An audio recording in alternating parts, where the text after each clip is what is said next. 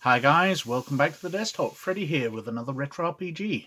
And this week I would like to present this, Labyrinth Lord, which is an unusual little piece from 2008. Well, this is the 2008 version, the 3rd edition. The first edition came out in 2007, so they must have rushed through a few editions for in 1 year to be onto the 3rd edition. But anyway, recently I've been going through Dungeons & Dragons related things, and this is one of them.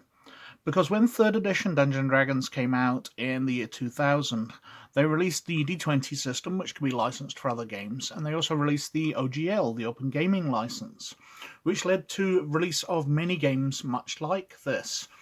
Offshoots of Dungeons & Dragons where people reworked the rules slightly to get the old school feeling of the basic Dungeons & Dragons system before Advanced Dungeons & Dragons, before D20, to go back.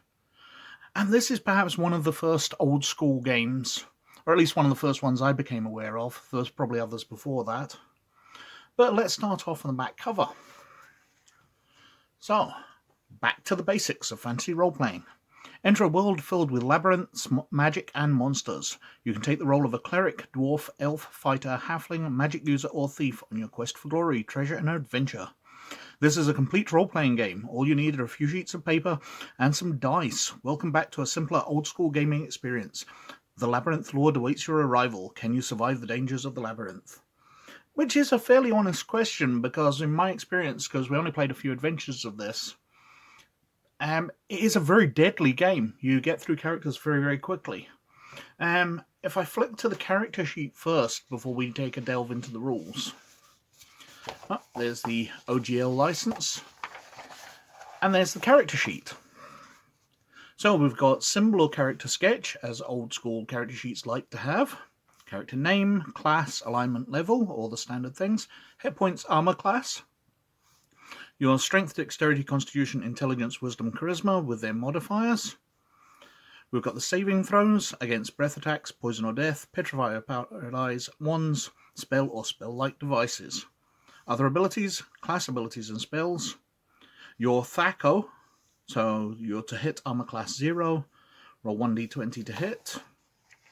And on the back side of the character sheet, we have weapons and equipment, we have magic items, we have notes, areas explored, monsters encountered, other. We have experience and the minimum for the next level, and the treasure and coins. You will notice there are no non-weapon proficiencies, there are no non-skills. Any skills. There's nothing apart from your attributes. Now, this does allow a very basic role-playing experience. You know, if you're charming someone, you don't have to have seduction skill or charisma or fast-talking or out of any of these other games. You just roll your charisma. If you're trying to figure something out, roll your intelligence. It's all based on your attributes. But that does lead to very pocketed characters where you have to separate things. So figuring out how to trick a lock has to be down to the thief's dexterity. It can't be down to his intelligence, because as a thief, he's probably going to be a lot less intelligent than the wizard. But it's a really basic role-playing experience. And it's going way back to 1st edition. So let's start skipping through. We've got old school art. It's fairly basic. There's nothing too exciting. A nice table of contents there, which lets you find everything. We go through how to play. The character abilities, so detailing exactly what the strength, dexterity, con, intelligence, wisdom, and charisma all do. And the bonuses you get. So with your higher charisma, you get to have more retainers, and their morale gets bigger. Wisdom table allows you to saving throw modify against magical effects. Intelligence, you aren't able to read or write. If you're intelligence 4 or 5, you're able to read and write with an intelligence of 9 or above, and you gain additional languages. Constitution, so you get extra hit points. Your dexterity gives you initiative modifier, missile attack modifier, and armor class modifier. And your strength gives you modifier to hit, damage, and forcing doors. It's all very simple. Your number of hit points, and then we're on to the character classes already. We're only 8 pages in and we're onto the character classes. So we've got the cleric. They've got the standard turning undead, where they've got their spells and their spell progression. How much experience is required for them to level up, and how many hit dice they get. Then we've got dwarves. So we're back on the original Dungeons & Dragons idea of dwarves, halflings, and elves being a character class rather than a race. So you can't be a dwarf thief or a dwarf warrior. You're just a dwarf. But we've got dwarves. We've got elves. We've got fighters. We've got halflings. We've got magic users. We've got thieves. And that's it. That's our character classes over. And then we're on to the equipment already. 15 pages in, we've gone through how to play and we've gone through the character classes. We've got some equipment here from your basic canoe up to more interesting holy water and horse armor. You can buy yourself a wagon if you want. And then we're into spells, which are all fairly similar to Dungeons & Dragons spells. They go by the level, they go what can be done. So you've got Hold Person, you've got Insect Plague. These all sound very familiar. So we'll skip through them. Lots of spells: water breathing, web, wish.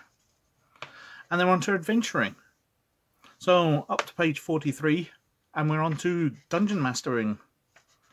So we go through some things, how to travel in air, hiring retainers, awarding experience, encounters and combat, going through the exact details, ability checks, item saving throws and an optional rule, adventures at sea, ship weaponry. Now we've got everything crammed in here, so you can have ship-to-ship combat with catapults or rams, you can board ships. And then we're on to the monsters, only some of which are illustrated. So we've got the basilisk there, baboon, albino ape, giant ant. I suppose if you don't know what an ant looks like, then you probably won't know what a giant ant looks like. Or if you do know what an ant looks like, you will know what a giant ant looks like. We've got bats, giant killer bees, large cat, carcass scavenger, doppelganger, demon boar. So, fairly standard stuff here. Dragons, elementals of Freety, gargoyles, just standard fantasy creatures for a standard fantasy game. Hobgoblins, giant leeches, morlocks, an ochre jelly, a Neanderthal, a giant scorpion. There's some alright artwork in there. A Throgrin. What's that? May appear to be a hobgoblin at first glance, but these are wicked, unholy, magical hybrid of troll, hobgoblin, and ghoul. Okay, I've learnt something today.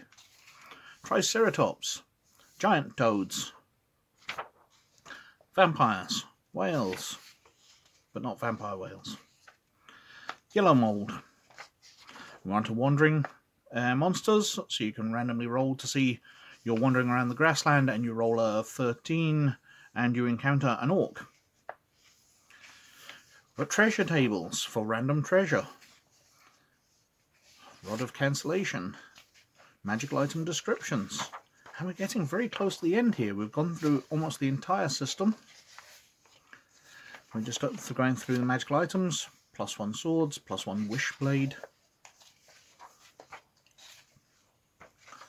Labyrinth lore design, labyrinth design, scenarios, stocking the labyrinth, wandering monsters, character versus player knowledge, so it's going into good advice on actual gaming,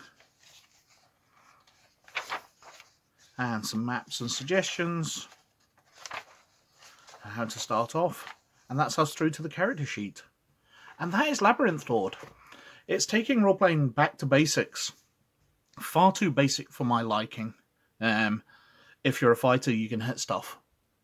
And you can maybe make rolls on your attributes if you try.